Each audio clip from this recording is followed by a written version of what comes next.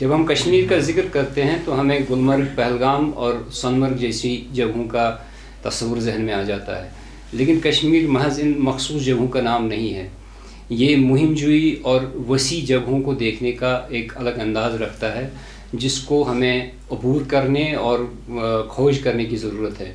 आज हमारे साथ फसीह खान साहब मौजूद हैं, जो इस नई मुहिम के बानियों में से एक हैं, जिन्होंने एक कंपनी तैयार कर रखी है जो 2-2.5 साल से वजूद में आ चुकी है, और इस कंपनी ने एक अपना मकाम और मुनफरिद काम सामने लाया है, जिसकी पजीराई भी हुई है और अपनी एक बिज़नेस शिनाख्त भी हो चुकी है। तो हम खुशामदीद करते हैं फसीह खान साहब से, और हम इनके बारे में, इनके बिज़नेस सफ़र के बारे में और आइंदा इनके प्रोग्रामात के बारे में पूछेंगे।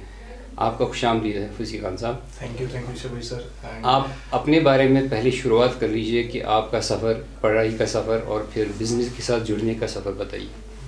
तो उससे पहले बहुत बहुत शुक्रिया आपका, आपने हमें आज इनवाइट किया एंड जो आपने एक बहुत खूबसूरत एक इंट्रोडक्शन दिया, थैंक यू फॉर दैट। तो मैं स्टार्ट करता हूँ। जिस कंपनी की आप बात कर रहे थे उसका नाम वाइल्ड फ्लॉक है, वाइल्ड फ्लॉक एडवेंचर्स, और इसकी शुरुआत आज से अराउंड 3 साल पहले हुई। लेकिन कंपनी की शुरुआत से पहले भी इसके पीछे भी एक कहानी है। तो मैं अपने कज़न के साथ हुआ हूँ, तो हम ने जो ही ग्रेजुएशन की, मेरा इंजीनियरिंग बैकग्राउंड है, ऐसा ही मेरे साथी उनका भी इंजीनियरिंग बैकग्राउंड है। तो उसके बाद हम कश्मीर आए और हमने सोचा कि कुछ स्टार्ट करते हैं, कुछ डिफरेंट स्टार्ट करते हैं। तो हमने स्टार्टअप की दुनिया में अपना पहला कदम रखा, लेकिन वो स्टार्ट जो है वो एक शुरुआत ही एक फेलियर के साथ हुई। तो उसमें हमारा जो स्टार्टअप था वो आगे नहीं बढ़ पाया। तो उस वजह से हम बैंगलोर गए। बैंगलोर में कुछ वक्त हमने स्पेंड किया डिफरेंट कंपनीज में, और जब कोविड आया तो तब जो स्टार्टअप, जब वाइल्ड फ्लॉक का जो एक आप कह सकते हैं एक आइडिया जो है वो दिमाग में आया, तो वहाँ से लेके अब तक का सफ़र जो है बहुत अमेजिंग रहा है। इसमें हमें काफ़ी साथी भी मिले हैं। यहाँ पर मैं कतई माफ़ आपसे ये पूछना चाहता हूँ, क्योंकि वो बात में छिड़ नहीं जाएगी। आपका शुरू से बिज़नेस का जहन था, या आप सर्विस में आना चाहते थे, या बाद में आपने माइंड बदल दिया, ये कैसे हो गया? देखिए, इसके पीछे जैसे हमारी स्कूलिंग होती है, स्कूलिंग के बाद आप कॉलेज में जाते हैं तो 2 ही चीज़ें सामने आती हैं, या तो आपको मेडिकल लेना है या नॉन मेड।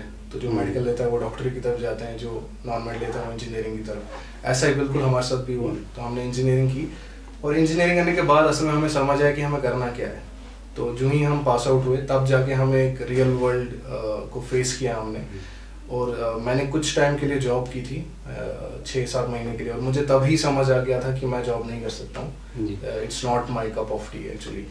तो फिर हमने डिसाइड किया कि हम कुछ स्टार्ट करते हैं। तो वहाँ से हमारा ये सफ़र जो है ये जो आपको फैसला हुआ था, ये कश्मीर में बैठ के हुआ था या बेंगलोर में बैठ के हुआ था? ये एक्चुअली मेरा पहला स्टार्ट जो था वो पुणे में था।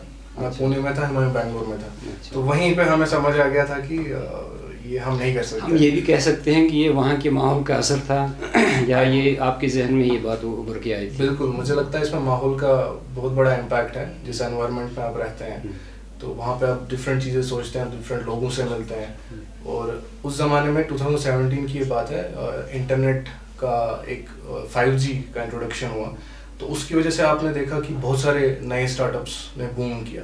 तो उस माहौल में रह के फिर हमने सोचा कि जॉब से बेहतर हो सकता है कुछ अपना अगर हम स्टार्ट करें, तो वो हमारे लिए बहुत अच्छा होगा। अच्छा, तो उसके बाद फिर आपने जो बिज़नेस का सोच लिया, तो फिर कौन सी बिज़नेस आपके जहन में पहले आ गई कि ये बिज़नेस की जाएगी? कौन सी, क्या था तो माइंड में? इसमें हमने थोड़ा बहुत रिसर्च किया। हम कश्मीर वापस आए तो हमने देखा कि यहाँ पे किन चीज़ों की ज़रूरत है, कहाँ पे प्रॉब्लम्स है। तो काफ़ी सारी चीज़ें हमने लिस्ट डाउन की, शॉर्ट लिस्ट की। तो एक मेडिकल फील्ड में हमें लगा कि काफ़ी गैप है यहाँ पे। तो उसमें हमने कुछ करने की कोशिश की, वो अनफॉर्चुनेटली और फॉर्चुनेटली नाकामयाब रहे उसमें। फिर हमें समझ आया कि अगर हमें सीखना है कि कैसे होता है बिजनेस, तो वहाँ पे जाना पड़ेगा जहाँ पे पूरे इंडिया में ये चीज़ें होती हैं। तो we went to the startup capital of India, that was Bangalore. तो बैंगलोर गए, वहाँ पे मैंने कुछ स्टार्टअप में काम किया, कुछ हुमायूं ने किया। और फिर अल्लाह की कुदरत थी कि कोविड हो गया, और तभी हमने डिसाइड किया कि बस यही वो टाइम है जब हम अपना कुछ स्टार्ट करेंगे। तो टूरिज़्म में तो वही बहुत सारी चीज़ें हैं, जैसे मैंने पहली बात की कि यहाँ जब टूरिज़्म की बात होती है तो कुछ जगहों का नाम आता है, वहाँ पे घूमने फिरने कुछ टूरिज़्म कहा जाता है, कश्मीर देख के आगे। क्योंकि मैं ख़ुद भी कई बार बाहर से जब कई लोगों से बात करता हूँ तो उनको लगता है कि जब पहलगाम गए, गुलमर्ग गए और सोनमर्ग गए तो लगता है कि कश्मीर देख लिया, और अगर ये इसमें से कुछ छूट गया तो किसी को बोल नहीं सकते कि कश्मीर गए थे और गुलमर्ग नहीं देखा है। तो उस कन्वेंशनल चीज़ को बदलने का आपके जहन में कैसे आया कि और जगहों को देख के भी टूरिज़्म पूरा होता है? तो यही जैसे मैं बात कर रहा था, जब हम वापस आए कोविड के बाद, एक लॉकडाउन हुआ, उसके बाद हम वापस आए तो मैं एक जगह गया, उसका नाम है बंगस वैली। तो हम सब वहाँ गए एज ए ग्रुप। नवंबर का टाइम था ये, हम वहाँ गए और उस टाइम पे उससे ज़्यादा खूबसूरत जगह मैंने नहीं देखी थी। एंड सिर्फ वहाँ हम 4-5 लोग थे, तो वो मंजर मुझे अभी भी याद है। वहाँ कोई नहीं था उस जगह, कुछ लोग थे। तो फिर वो एक बहुत अच्छा इम्पैक्ट उसने क्रिएट किया। उसके अगले महीने हम गुलमर्ग गए, गुलमर्ग में स्कीइंग करने गए, और जितनी भीड़ वहाँ थी, वहाँ बहुत ज़्यादा भीड़ थी और हमें स्कीइंग करने की भी जगह नहीं मिल रही थी। ये सूरत हाल थी। फिर मैंने सोचा कि ये गुलमर्ग, पहलगाम, सोनमर्ग, यहाँ पे तो बहुत सारे लोग जाते हैं, बट और भी जगह हैं जैसा आपने बोला कश्मीर में, जो इनसे भी शायद ज़्यादा खूबसूरत जगह हैं जो एक्सप्लोर नहीं हुई हैं। तो वहाँ से हमने सोचा कि हमें इन जगहों पे थोड़ा सा फोकस करना चाहिए। तो पूरा हमें आई थिंक 2-2.5 साल लगा उस चीज़ को एक्सप्लोर करने में, क्योंकि ऐसी जगहों में चैलेंजेस भी अपनी तरह के होते हैं। लोगों तक ये बात नहीं पहुंची होती। जो भी कश्मीर सोचता है वो यही चंद जगहों का उसको पता होता है, बस उन तक भी वो इन्फॉर्मेशन कैसे पहुंचाए और कैसे उनको लेके आए, कैसे वो फैसिलिटीज़ वहाँ पे डेवलप करें। तो ये सब चैलेंजेस थे। यहाँ तक तो पैशन की बात आ गई ना, कि आपको कहीं दिखा कि यहाँ पे लोग नहीं आ रहे हैं तो जगह खूबसूरत है, यहाँ आना चाहिए लोगों को, हम वो कर सकते हैं। लेकिन इसमें एक इकोनॉमिक पहलू है ना, कि आप ये करेंगे तो पता चला कि बाद में इतने लोग नहीं आ रहे हैं, उतना बिजनेस नहीं हो रहा है। तो ये कैसे आपने मान लिया कि यहाँ पे बिजनेस पोटेंशियल है और फिर आप बाद में इसमें इनकम कमा सकते हैं और अच्छी खासी कमा सकते हैं, ये कैसे जहन में आया? ये बिल्कुल मतलब सही बात है कि इकोनॉमिक पहलू जो आप बोल रहे हैं। तो इसमें 2 चीज़ें हुई। एक चीज़ ये हुई कि जब हमने स्टार्ट किया तब हम जॉब कर रहे थे। सो ये एक इम्पॉर्टेंट चीज़ थी कि हमने इसको as a part time start किया, वाइट फ्लॉग को, और प्योरली हमने इसको एज एन एक्सपेरिमेंटल बेसिस पे स्टार्ट किया। उसका मतलब ये था कि अगर कल को खुदा न खास्ता फेल भी हो जाता तो हम पे उतना इम्पैक्ट नहीं पड़ता। तो ये बहुत कॉन्शियस डिसीजन हमने लिया कि हमें ये करना है। दूसरी बात ये हुई कि 2017, 18, 19 या कोविड के बाद ट्रेंड जो है टूरिज्म का, ट्रैवल का, वो चेंज होने लग गया। अब इंस्टाग्राम जितना बढ़ गया, लोग नई नई जगह, हिडन स्पॉट्स या ऑफ बीट प्लेसेस, ये ऑफ बीट का जो वर्ड है ये वहीं से ज़्यादा फेमस हुआ। लोग एक्सप्लोर करने लगे इन चीज़ों को। जो मिलीनियल्स हैं, जो 30-35 ईयर्स के अबो हैं, उनकी इनकम भी अच्छी खासी रहती है और उनको अभी कन्वेंशनल ट्रैवल नहीं करना है कि वहाँ पे गए, वहाँ पे ये किया वो किया, जो हज़ारों लोग कर रहे हैं। लोग अब ढूंढते हैं वैसी जगहें जहाँ पे कोई नहीं होता, वैसे काइंड ऑफ एक्सपीरियंसेस। ठीक है, आपने एक अपना नीश सेक्टर देख लिया, आपको एज ग्रुप का भी पता चल गया कि ये लोग आएंगे और ऐसे करेंगे। फिर उसके बाद कोई ख़ास चैलेंज, कंपनी बनाने का चैलेंज, या जैसे कि कोविड का, पोस्ट कोविड का ज़माना था, तो उस टाइम वो चैलेंज क्या थे और आपने उनको अबूर कैसे कर दिया? चैलेंजेस तो काफ़ी सारे थे। सबसे पहले तो इसमें हमारा उतना एक्सपीरियंस नहीं था, तो हम क्योंकि हमारा शौक था ट्रैवल और एडवेंचर में, तो हम इसमें कूद गए। तो पहला चैलेंज यही होता है कि जैसे कश्मीर हमारा जो मेन फोकस था, उसको लेके भी लोगों के जहन में एक सूरत हाल ऑलरेडी बनी हुई होती है। उस स्टीरियोटाइप को ब्रेक करना, ये एक चैलेंज था। दूसरा चैलेंज ये था कि हम लोगों को ले तो आ रहे थे, बट लोगों की फिर ऑफ बीट जगह से कुछ एक्सपेक्टेशन भी थी, इन द सेंस कि जो बेसिक इंफ्रास्ट्रक्चर होता है इन जगहों पे अभी डेवलप नहीं हुआ है उस लेवल का, जैसा गुलमर्ग, पहलगाम, श्रीनगर में। तो वो एक बहुत बड़ा चैलेंज रहा हमें फर्स्ट ईयर में कि वहाँ पे लोग जाते थे, ऑल्दो जगह बहुत अच्छी लगती थी, बट जहाँ वो स्टे करते थे वहाँ पे बेसिक एमिनिटीज़ भी नहीं होती थी। तो वहाँ पे हमें उनको वो समझाना पड़ा, जो वहाँ पे लोग हैं उनको ट्रेन करना पड़ा, और फिर नेचुरली भी लोगों का आना बहुत ज़्यादा भी हुआ, वहाँ डेवलपमेंट भी हुई, तो वो धीरे धीरे करके पूरे हो रहे हैं वो चैलेंजेस। लेकिन ये एक कंटिन्यूस चैलेंज है, बट अगेन जितना हम अवेयरनेस लोगों में बढ़ाते हैं, जितना लोगों में दिलचस्पी बढ़ती है, उस तरीके से लोग आना चाहते हैं इन जगहों पे। तो अभी तो तीसरा साल चल रहा है आपका, या चौथा चल रहा है? तीसरा चल रहा है। 3 हमने कंप्लीट कर लिया। 3 कंप्लीट कर लिया। अभी तक आप कितनी ग्रोथ देख रहे हैं कि पहले साल में जाओ जो हुआ था उससे बेहतर दूसरे साल हुआ, तीसरे साल, उसमें क्या चीज़ें, मतलब किन चीज़ों ने काम किया और अभी तक कितनी ग्रोथ है? जब हमने स्टार्ट किया था हमने एक कन्वेंशनल वे में ही स्टार्ट किया, मतलब हम ये देख रहे थे कि ट्रैवल रिलेटेड कोई भी चीज़ हो, we are gonna do that. उसमें नॉर्मल टूर्स आते थे, उसमें आपका cab rental, car rental, bike rentals, जो कुछ भी हमें लग रहा था हम कर सकते हैं, हमने किया वो। तो 1-2 साल हमें लगे वो उस नीश में घुसने के लिए, ऑफ बीट वाले में। तो पहले साल हमारे आई थिंक फर्स्ट 6 मंथ्स का अगर मैं आपको डेटा बताऊं, मुझे लगता है 30-40 बुकिंग्स हुई होंगी और in the first year itself. और आज ग्रोथ का ये है कि 30-40 हमारी मंथ में हो जाती है। तो इस तरीके से वो ग्रोथ हुई है। और दूसरी चीज़ हमने, अब हम क्योंकि फुल टाइम दोनों फाउंडर्स इसमें फुल टाइम है और हमें 1 साल हो गया फुल टाइम किए हुए, तो असली जो हमने मार्केट को समझा और डायनामिक समझे, not only the local market but the whole Indian market, वो अब हमें लग रहा है कि कुछ चीज़ें हमें समझ आ रही हैं। अच्छा। तो अब जो हम प्रोडक्ट्स ला रहे हैं, सर्विसेज ला रहे हैं, that will be at par with what's happening at the global level, like standard के हिसाब से मैं बात कर रहा हूँ। तो वो सब चीज़ें हम अभी लेके आ रहे हैं इसमें। ठीक है, तो आपकी रीच कैसे जा रही है? जैसे यहाँ पे आप काम कर रहे हैं और आप पूरे इंडिया से या फॉरेन टूरिस्ट को भी बुलाना चाहते होंगे, तो वहाँ तक रीच आपकी मेन कौन सी है? कौन सी चैनल्स आप यूज़ करते हैं जिससे आप बेस्ट रीच आउट कर रहे हैं, जो पोटेंशियल आपका कस्टमर है, कैसे हो रहा है? इसमें 2 चीज़ें हैं। एक तो हमारी ऑर्गेनिक रीच है, क्योंकि हमारी वेबसाइट है, तो हमने पूरा अपना प्रोडक्ट है जिस पे काम चल रहा है, तो वहाँ से जो डायरेक्ट ट्रैफिक आता है थ्रू सम कीवर्ड्स, जैसे गूगल से बंदे आते हैं, एक वो है। दूसरा है हमारी जो मार्केटिंग है, वो गूगल एड्स के थ्रू होती है। हमारा इंस्टाग्राम पे भी एक पेज है, तो वहाँ से भी काफ़ी ट्रैफिक आता है, उस पर भी कभी कभी जो है हमारी मार्केटिंग कैंपेन्स चलती हैं। एंड स्पेसिफिकली हम कुछ जगहों को टारगेट करते हैं, जैसे आपने फॉरेन की बात की, यूएस एंड यूरोप हमें लगता है कि एक अच्छा मार्केट है, तो वहाँ पे भी हमारी कुछ टारगेटिंग होती है, तो वहाँ से हमें जो है ट्रैफिक आता है। तो आजकल जो ट्रेंड है एआई के ज़रिए ना अपने ट्रैफिक को बढ़ाना या अपनी वेबसाइट को ज़्यादा क्वालिटी बनाना, आप इस मैदान में आए हैं अभी कि नहीं आए? जी, आई थिंक मेरे हिसाब से अभी एक और इसमें एक फैक्टर है वाइल्ड फ्लॉग का, जिस पे हम फोकस करें, दैट्स टेक्नोलॉजी। यहाँ पे बहुत सारी ट्रैवल कंपनीज हैं, लोकल हैं, ट्रैवल एजेंट्स हैं, इंडिया में काफ़ी ट्रैवल कंपनीज हैं, बट इस मार्केट में उनके साथ कम्पीट कैसे किया जाए? तो मुझे लगता है टेक्नोलॉजी एक ऐसी चीज़ है जहाँ पे आप आप उभर के आ सकते हैं। तो उस सिलसिले में हमारा काम चल रहा है। इवन एक बहुत अमेजिंग प्रोडक्ट है हमारे पास, एक फीचर है actually, that is the AI chatbot, जो हमने रिसेंटली इंट्रोड्यूस किया है वेबसाइट पे। सो वो क्या करता है कि वो कन्वर्सेशन ऐसे करता है कि आपको लगेगा कि आप किसी ह्यूमन के साथ कन्वर्स कर रहे हैं, एंड आपको बहुत accurate and to the point आपके जवाब भी मिलते हैं, जैसे एक चैट जीपीटी वगैरह काम करता है, उस नवीयत का काम कर रहा है। बिल्कुल बिल्कुल। सो उसी लेवल की जो टेक्नोलॉजी है वो उसमें यूज़ हुई है। एंड अगर आप चाहें आप अपना, क्योंकि आज अगर आपको कम्पीट करना है, you have to compete at the global level. तो ऐसे ऐसे प्रोडक्ट्स हैं जहाँ पे आप उससे कन्वर्स करके ही अपना पूरा प्लान बना सकते हैं, हॉलीडे प्लान।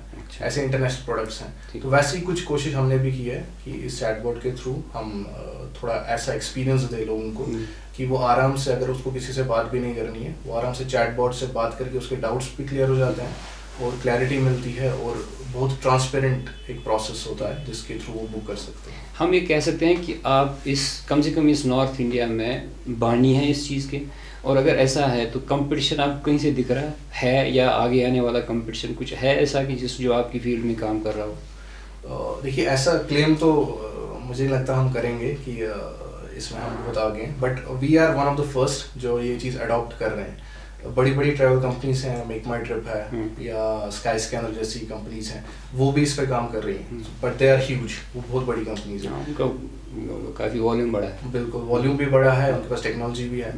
तो ये हम ट्राई कर रहे हैं ताकि थोड़ा सा हम डिसरप्ट भी कर पाएँ इस मार्केट को। एंड जितना अभी तक रिस्पॉन्स आया, अल्हम्दुलिल्लाह बहुत अच्छा रिस्पॉन्स आया, लोगों को बहुत अच्छा भी लग रहा है उसके साथ कन्वर्स करना, और काफ़ी मुझे लग रहा है कन्वर्जन्स भी उसकी वजह से हो रहे हैं। ठीक है, तो ये जो आज तक की ट्रैक्शन है, दिल से कहिए, सेटिस्फाइड हैं? सेटिस्फाइड तो नहीं है अभी। अच्छा, क्या करना चाहते हैं आगे?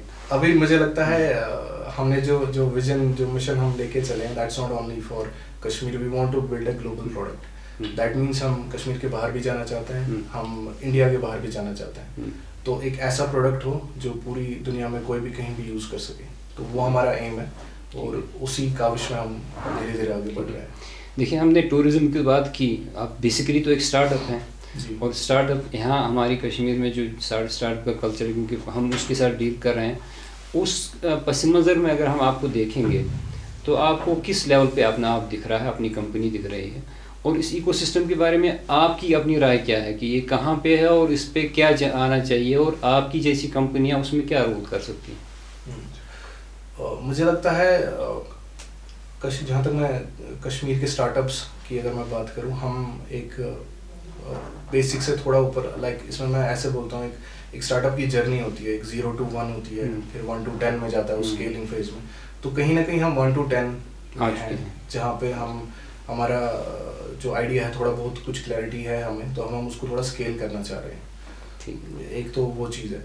दूसरी चीज़, अगर मैं पूरा लैंडस्केप की बात करूँ, I think Kashmir is in a very nascent stage in terms of startups. यहाँ पे कुछ स्टार्टअप्स हैं जिन्होंने सीलिंग्स ब्रेक की हैं, एंड थैंकफुली उनकी वजह से और लोग मोटिवेट हो रहे हैं आगे बढ़ने के लिए। तो बहुत नेसेंट स्टेज में है, तो इसलिए मुझे लगता है कि जो लोग देख भी रहे हैं, everyone should at least try to do something.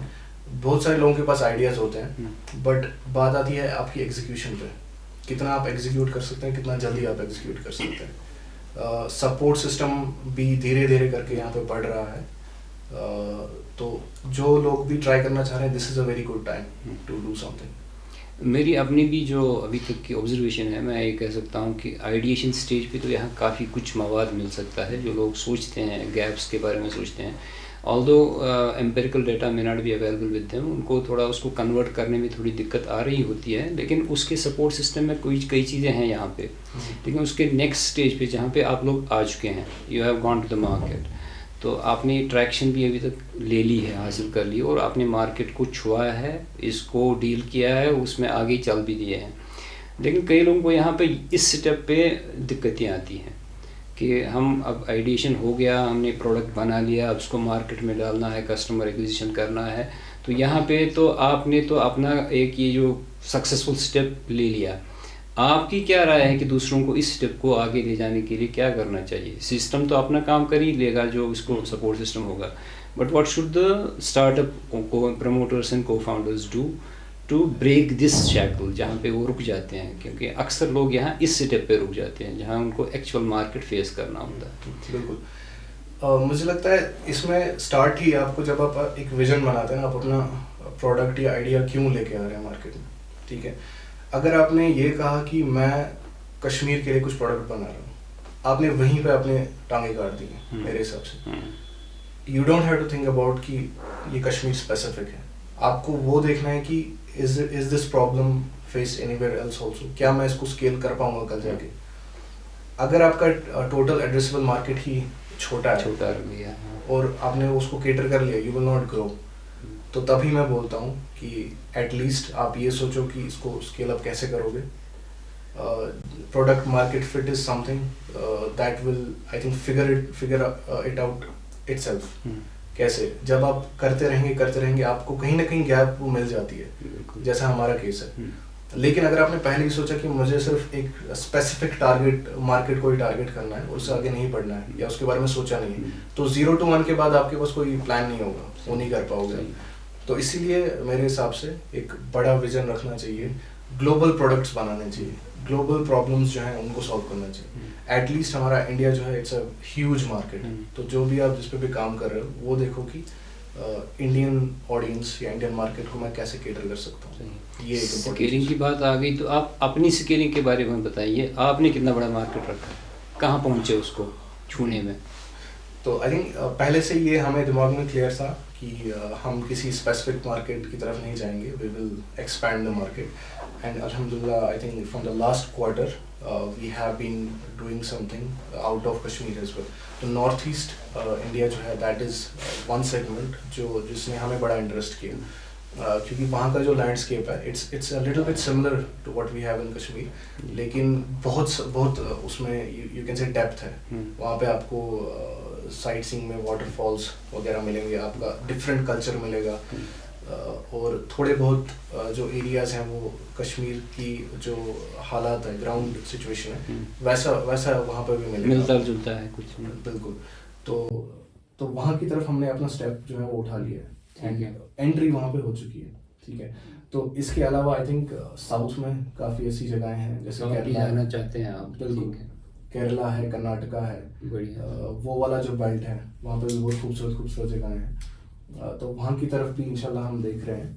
And once we get a hang of these things, क्योंकि स्केलिंग में एक चीज़ होती है कि आपने एक मॉडल एक बार आपका सक्सेसफुल हो गया तो वो रेप्लिकेट करना इजी हो जाता है अगर वैसा मॉडल आपने बनाया। तो मुझे लगता है कि हम ट्राई कर रहे हैं नॉर्थ ईस्ट के साथ, वो सक्सेसफुल होता है तो इंशाल्लाह और आगे हम मार्केट्स क्रैक करेंगे। एक वो जो सवाल जो आपको मतलब पहले पूछना चाहिए था शायद, वो आपको इंस्टीट्यूशनल सपोर्ट कहाँ से आया और आपको उसमें क्या लगता है कि फर्दर क्या स्कोप है इसमें?